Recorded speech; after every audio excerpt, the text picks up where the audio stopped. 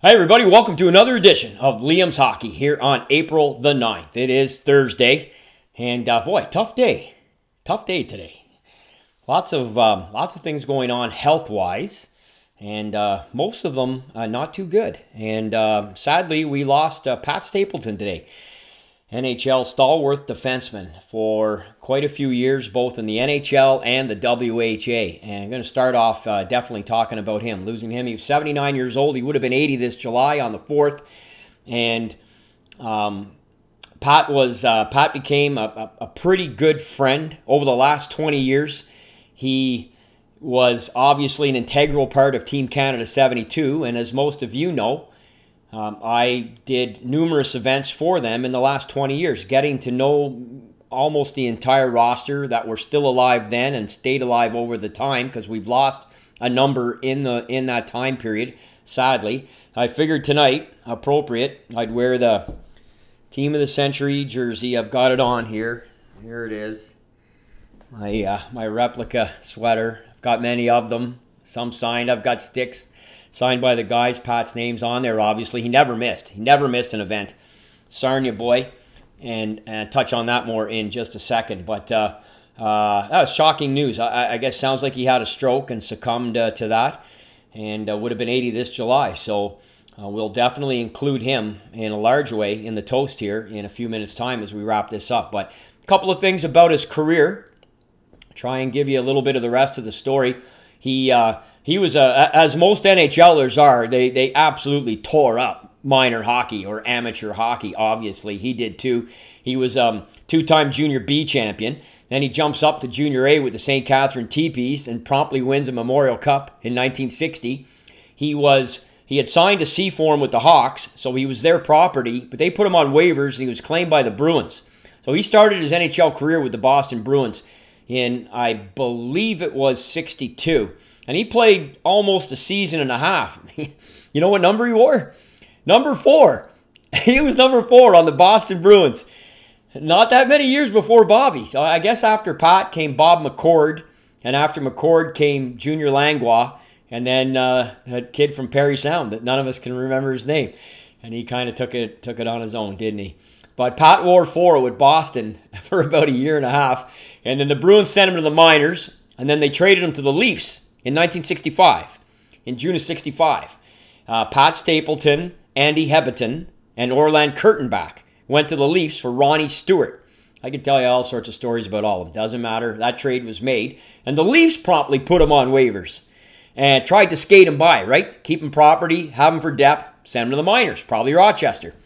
And instead, Chicago picked him up. And he became a full-time NHLer at that point, taking number 12, and played in the Chicago organization, I believe, for about the next 8 years till he jumped to the WHA. He was a 2 or 3-time All-Star in the NHL, second team, I believe. He tied the NHL record for most assists in one game by a defenseman with 6 in 1969. We just talked about this.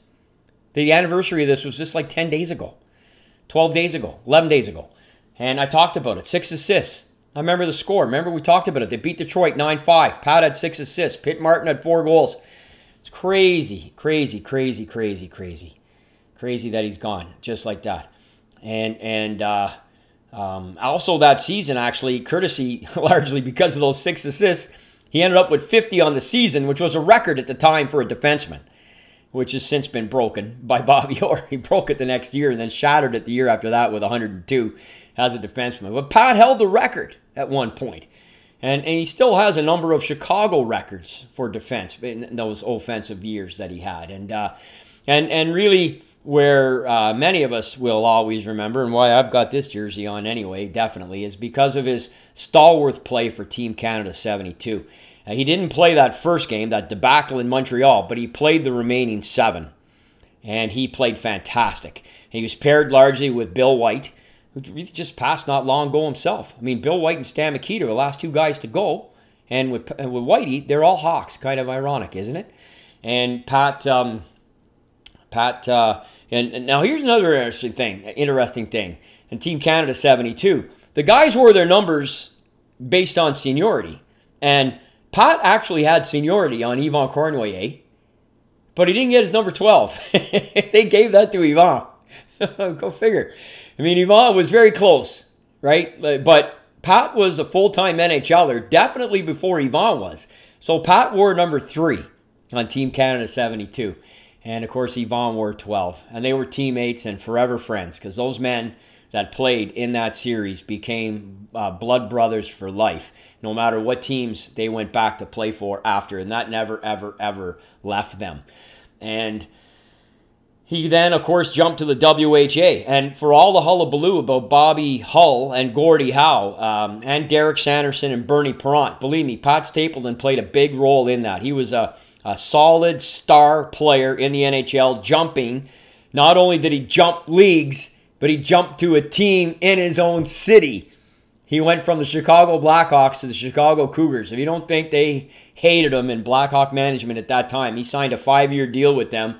And I'm sure they had no... when that team was going bankrupt, it was Pat Stapleton and Ralph Backstrom, another guy whose name escapes me at the moment, but there was 3 of them, I believe, who fronted the cash to keep it afloat until they couldn't do it anymore. And then he went back to playing hockey. He got picked up by Indianapolis and then Cincinnati and retired. And the rest is history. The story about the puck. So, as I understand it, and Pat Stapleton was known to have picked up the puck. If you have the DVD of Game 8, just go, if you don't want to watch it all, and you should. If you don't want to watch the third period, and you should. You just want to watch the final 3 minutes before Henderson scores. Watch the final 34 seconds. And when the buzzer goes, you'll see Pat Stapleton skate around the net in behind Ken Dryden as the team's starting to go nuts. And you'll see Stapleton make a beeline for the puck. You don't actually physically see him. He's just bending to pick it up on camera when the camera pans away. He has it. He had it. They still have it, maybe. And in 2008, I think it was, I believe he dropped a puck, allegedly the puck, at a junior B or a junior C game, either in Sarnia or Strathroy or one of those towns where he was from, in the area there where he lived, where he was from. I believe that's the case, 12 years ago. And apparently it was the puck. And the local media did a story on it. And what he said was, I'll bring it for the 40th anniversary. I'm going to bring it, present it, whatever they're going to do with it. You put it in the Hall of Fame where it should be. And I was there in 2012, the 40th anniversary. Pat Stapleton was there. There was no puck. He didn't bring any puck. Now, I've sat with him on the bus numerous times, had tables, interviewed him, talked to him personally, privately, professionally, and asked him about that puck 50 times. 48 of the times, he either gave me an absolutely wisecracking joke or cut the hell out of me about something else, which he really liked to do, by the way, and said any number of other things. And then we'd get another beer. But the one time he did talk about it, he told me, look, there were no markings on the puck in Moscow in 72. They didn't do anything to commemorate the series in terms of, I don't even know there's a program. There was in Canada, but I don't think there was in Moscow. And anyway, he told me he just threw it in a pail with all the other pucks. But it was one of those scenarios where he said, I knew which one it was. You know, it's like when you put something in your house, maybe, and there's other things of it. You say, oh, I know which one it is. You know, it's like, don't organize a mess because I know where everything is type thing. He knew where it was, but over time, you know, he mixed up what it was, according to what he told me. So I don't know what he brought that 2008 game. And maybe we're going to hear a whole different story in the next few days and weeks when their family come up from grieving and everything. It's got to be a shock. His son Mike was a longtime NHLer, had a very solid NHL career, as most of you probably know. And for his wife and any other children, family, and everybody, just heartfelt condolences. He was a prince of a man. And as Team Canada 72 was kind of changing directions the last 4, 5, 6 years, he kind of took on a much more active role from the longtime marketing company, Ficel Marketing. Pat kind of took it over and tried to keep it going. And what he did do, and this should be noted, was he made a significant contribution by way of bringing the Team Canada message to schools. The drive to thrive, to be successful. What they had to overcome and what they did as a group of Canadian men all those thousands of miles from home, 40 plus years ago, however many years it was when he was doing these talks. And he did that in a lot of schools. And a lot of curriculums across Canada picked up that message, picked up that story, and ran with it. And Pat really was the man who drove that. And that should be pointed out. So the last thing I want to say is from my friend Tony McKegney. I've talked to him on the phone today about it. He was actually the man who gave me the news. And shocking to hear. And Tony is from the same hometown as Pat Stapleton, and Tony and Dino Cicerelli and these guys who grew up in and around that southern Ontario area of Sarnia. Pat Stapleton was a hero to them.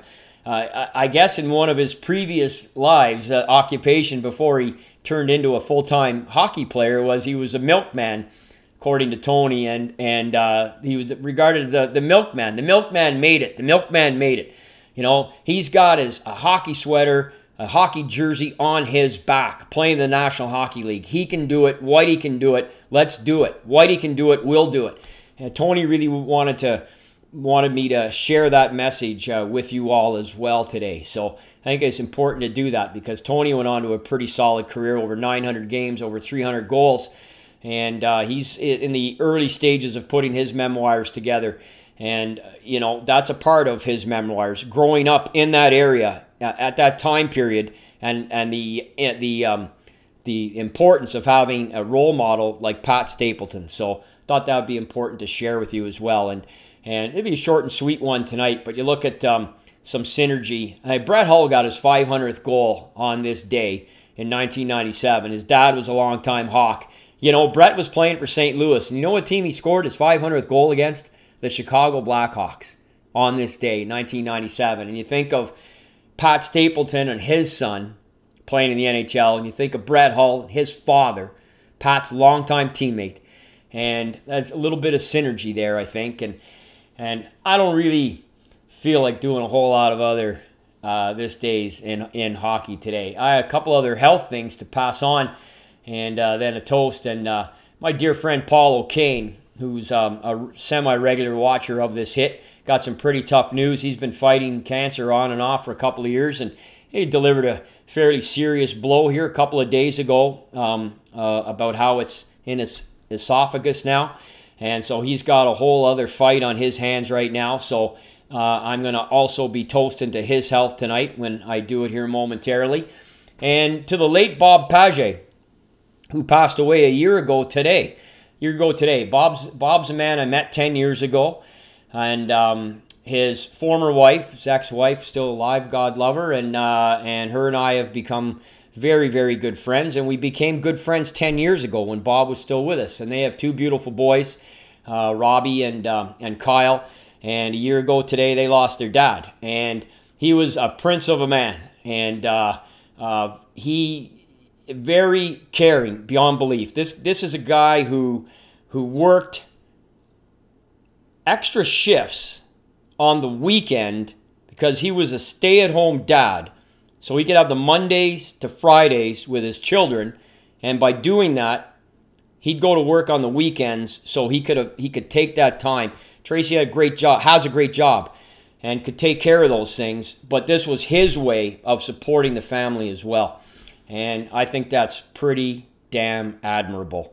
And as I said, I did get to know him. He had an infectious character, had a great handshake. I put a lot of stock in that. He was a good man, and I think a great dad and a good husband. And we miss him a year ago today. So I finish on a little bit of good news. I'll tell you right now about my buddy who we did toast a couple of weeks ago.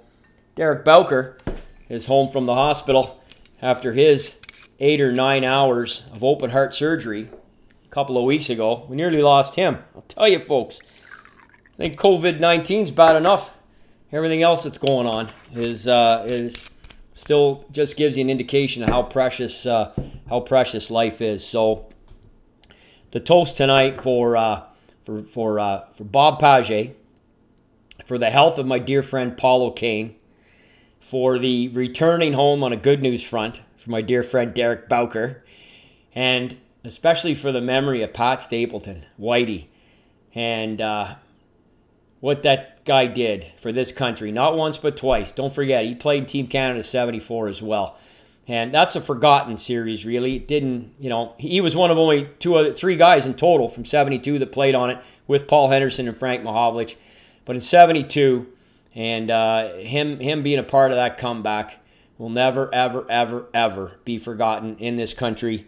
That's why they're the team of the century. That's why they were the first ever Team Canada in any known entity in the history of this country. And I'll finish on this final note.